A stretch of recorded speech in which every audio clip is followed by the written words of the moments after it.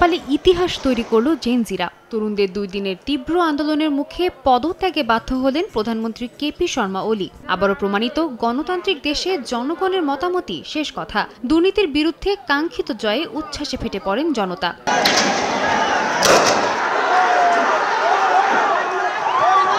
এর আগে দেশজুড়ে শিক্ষার্থীদের উত্তাল প্রতিবাদের মুখে একে একে পদত্যাগ করেন দেশটির স্বরাষ্ট্রমন্ত্রী, কৃষিমন্ত্রী ও স্বাস্থ্যমন্ত্রী। পরিস্থিতি বিবেচনায় ওলিকে নিরাপদে পদত্যাগ করে দেশ ছাড়ার আহ্বান জানান নেপালের সেনাপ্রধান। এর কিছুক্ষণ পরেই কেপি শর্মা ওলির পদত্যাগের কথা নিশ্চিত করে দেশটির গণমাধ্যম।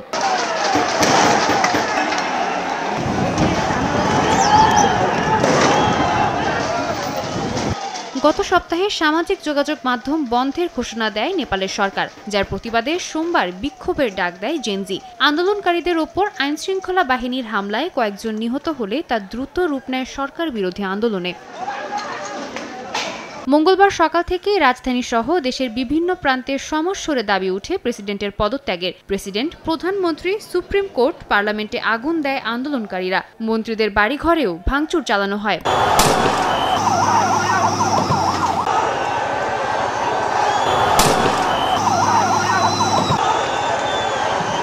এ অবস্থায় দেশের সার্বিক নিরাপত্তা বজায় রাখতে কাজ করছে আইন শৃঙ্খলা বাহিনী। গুরুত্বপূর্ণ স্থাপনায় সেনা মোতায়েন করা হয়েছে। বন্ধ ঘোষণা করা হয়েছে ত্রিভুবন আন্তর্জাতিক বিমানবন্দর। এ অবস্থায় দেশে ফেরা হচ্ছে না বাংলাদেশ জাতীয় ফুটবল দলের। নেপালে বাংলাদেশের দূতাবাসের পক্ষ থেকেও বাংলাদেশিদের বাইরে বের না হওয়ার পরামর্শ দেওয়া হয়েছে। নেপাল ভারত সীমান্তে জারি করা হয়েছে উচ্চ সতর্কতা।